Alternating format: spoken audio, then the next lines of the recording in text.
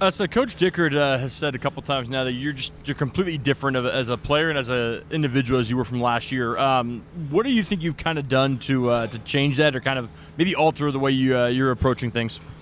I knew that coming into this year that there was a role that I had to fill. Being actually the only senior on the offensive line, I knew that there was some shoes that I had to fill, and there's a culture that I had to uphold. And on top of that, I had my procedure on both of my knees. So I'm definitely more comfortable now. Pins and needles aren't really there no more, so I can definitely move more free. But other than that, I wake up every morning knowing that I have a job and that I have my mission. You know, we all come here to play at the next level, but I feel like my mission here is to leave something behind for the younger guys. And what I'm trying to leave behind is that standard of how we come out in the morning, how we play, playing fast, playing tough, trusting our technique, and yeah, I love being out here with these guys, and I feel like the love is definitely there. You know, for you guys as an offensive line, there's at least a little bit of stability. You know, obviously you lose Connor, you lose Maake, but, you know, of the 5 guys working with the ones right now, 4 of them played a big role last year, and when you get Lely back, he will as well. How much do you think that's going to help you guys kind of improve, just having a little bit of continuity?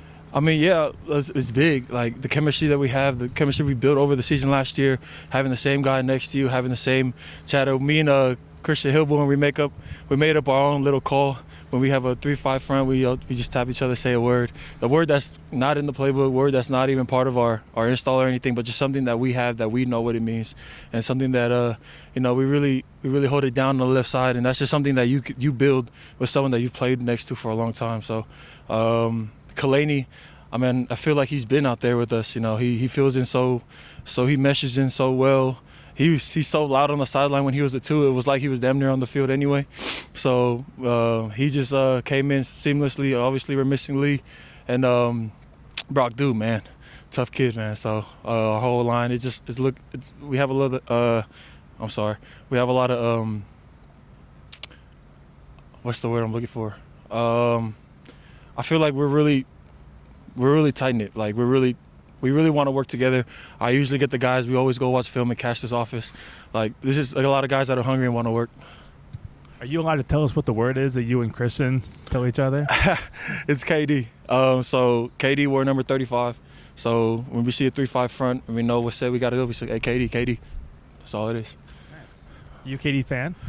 I like his story. The number that he wears, 35, was after the coach that died when he was 35, and the number 76 that I wear is the number of my age of my grandpa when he passed. So, kind of maybe my inspiration came from KD and why I wear this number. But yeah, pretty much. That's cool. I mean, compared to how you were feeling physically last season to now, what are those two things like for you? I feel free. I feel more flexible. I feel like I can bend more. You know, having a playbook that you've had already, very similar from last year, I feel like the hesitation's not there. I feel like I know where I'm going, how I need to approach, my angles, my footwork. It's like, it's all seamlessly. It's like I can do this with my eyes closed almost. And when you can slow the game down for yourself and you've been playing in the same system for over a year, I feel like it was very seamless for me to really just up my game. What does it take for an offensive line to come together in these practices in spring and also looking forward to the fall? Like, what does it take for you guys to become that unit? I feel like it's a lot of, especially with the offensive line, we always talk about that, like, we're the one position that doesn't rely on anyone else. Like, we rely on each other. Like, we don't need the receivers to block the D-line, you know what I mean? But they need us to block the D-line for them to catch a pass. So, like, I feel like the biggest thing we try to work on is not just the things on the field, but everything off the field. Like, we want to block for each other. We want to have each other's backs. You know, every time I'm sliding down on a full-man slide, I always tell Hilborn, hey, I got your back. Just something like that. Just something to know that we're not 5 guys, we're one. And not 5 fingers, but a fist. And I feel like we're really getting there, and I think we're putting good things on tape, and it just comes down to the culture that we have off the field. What's the chemistry like with Coach Castor here? Oh, man, I think he might be one of the funniest characters I've met in a long time. And I know some John Mateer, he's a funny guy, but, man, like, Coach Castor, he's 110, if not 120 every day. He comes in the film. Even when he talks, he gets in a stance.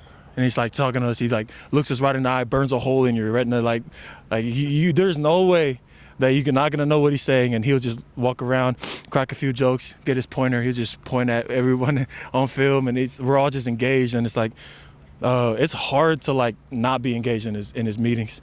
It's hard not to just want to go up to the 5th floor and talk to him, shoot the S word I don't want to say, but just talk about. And man, Castor just came into our room, and our room was one of the more closer rooms because we had so many guys that wanted to be there. And obviously with the new coaching changes, it was kind of scary, like how it was going to happen. And man, second day he came in, he was so seamless. We were all just excited, and he definitely gave me the vibe of someone that I want to play for. So yeah. Then I guess from his eyes, what do you think would be a successful first scrimmage for you for the O-line? Say it, like stat-wise? Either that or just, I guess, continuity-wise, or when you guys get out there on Saturday, what would be a successful first scrimmage for you guys, would you say? I feel like what he wants us to do is really just come off the ball. He wants us to work as a unit. He wants us to not hesitate. He wants to take our steps, trust our technique, and not have to compensate because we feel like we have to. Like, trust what the coaches are doing. And the biggest thing that he emphasizes a lot is the things we do in Indy, take it to team. Because we spend all this time doing this technique and we get to team and all of a sudden you're all over the place. He wants us to take these things in Indy, really lock in Indy. We'll watch Indy in film. Like, that's the first time I've ever watched Indy during film sessions. And he just knows that what we do in Indy, there's a reason, there's a purpose, there's a whole plan, there's a blueprint for everything. And when he takes us through Indy, I feel like that's something that I actually watch now too on my own. Like, I watch how am I taking my steps in Indy, because if I'm taking my steps wrong in Indy, it's not going to help my case when I have someone in white on the other side. So I feel like the most successful scrimmage is us trusting our technique.